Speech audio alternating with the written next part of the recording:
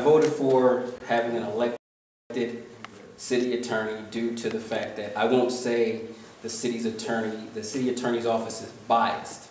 I will say under the influence. And with the city attorney being under the influence, we saw the collapse of the Gaylord project. We saw that all the time and effort and money spent on the Chargers possibly looking at the site, also understanding about the power plant issues and such. We saw that disintegrate.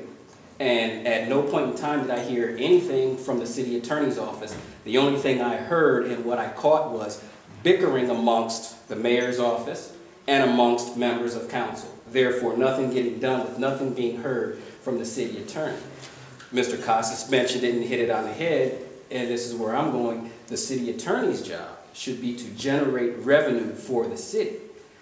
With that being said, able to back up, and as city attorney, having such access to such meetings, which I'm sure the current one did, what advice would you have given to the council and or the mayor to try to pursue and get this deal done? As I just saw, the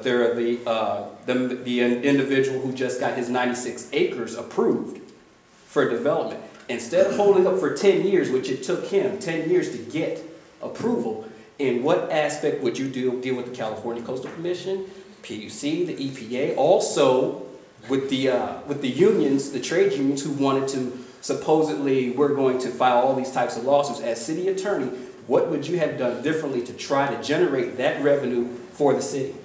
Thank you. So we've got Ms. Figgins to go first.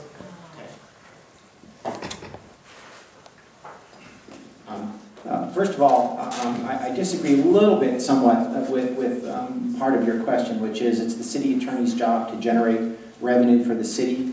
I think the city council's job is really to generate adequate revenue for the city in order to fund the public services that they decide are necessary for the citizens, and so I don't know that that's my place, nor do I think it's the city attorney's job, as Mr. Casas described, in code enforcement arena with the district attorney's office, to try to increase revenue by generating fines. I categorically disagree with that.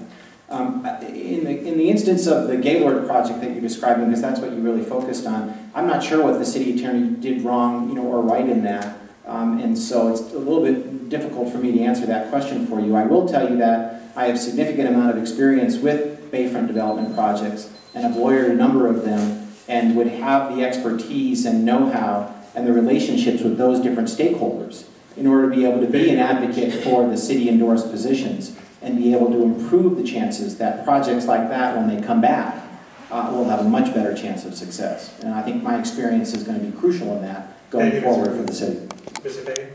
Thank you. And I agree with Mr. Guggens. I think that you have a process. Not only do you have a process for an elected city attorney, you have a process for city council members, and you have a process for mayor. And it's not the job of the city attorney to usurp the will of the people in electing their representatives and them doing their job. It's the job of the city attorney to provide them the appropriate tools to allow them to make those decisions.